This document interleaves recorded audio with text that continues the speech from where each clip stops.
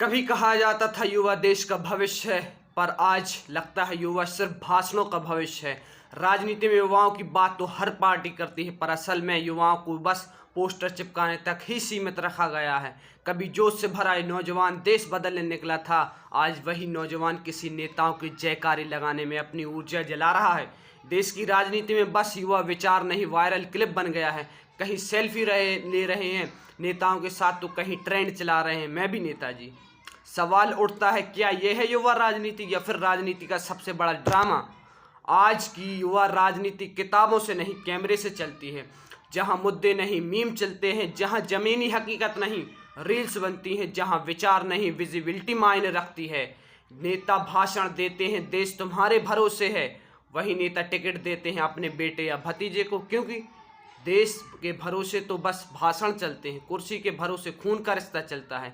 कभी भगत सिंह 23 साल में शहीद हो गए और आज का युवा 25 की उम्र में पार्टी का यूथ विंग प्रेसिडेंट बनकर सिस्टम का हिस्सा बनने से पहले ही सिस्टम जैसा बन चुका है।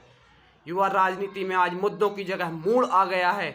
जब मूड अच्छा हो तो देशभक्ति, जब मूड खराब हो तो धर्म और जाति और राजनीति। किसान की बात करें तो राजनीतिक चाल कह दी जाती है। छात्र की बात करें तो एंटी नेशनल ठहरा दिया जाता है। सत्ता पक्ष कहता है हम युवाओं को सशक्त बना रहे हैं, वहीं विपक्ष कहता है हम युवाओं की आवाज़ उठा रहे हैं।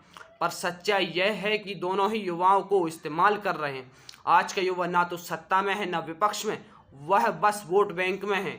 उसे इस्तेमाल करो, फोटो खिंचवाओ और 5 साल के बाद भुला दो।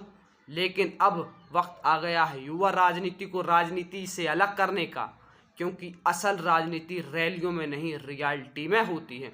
जब नौजवान अपनी सोच से सवाल करेगा तभी राजनीति जवाबदेह बनेगी। जब ज़रूरत है ऐसे युवाओं की जो पोस्टर नहीं पॉलिसी बदले, जो भाषण नहीं व्यवस्था सुधारे, जो राजनीति के पीछे नहीं देश के आगे खड़े हों। और याद रखिए, अगर युवाओं ने फिर भी चुप रहना चुना तो आज दिन वही पुरानी राजनीति फिर से कहेगी युवा तो बस सोशल मीडिया तक सीमित है। अब वक्त है युवाओं के लिए नहीं, युवाओं द्वारा राजनीति करने का, क्योंकि अगर अब भी नहीं जागे तो कल तुम्हारे सपने इलेक्शन मैनिफेस्टो में बिक जाएंगे।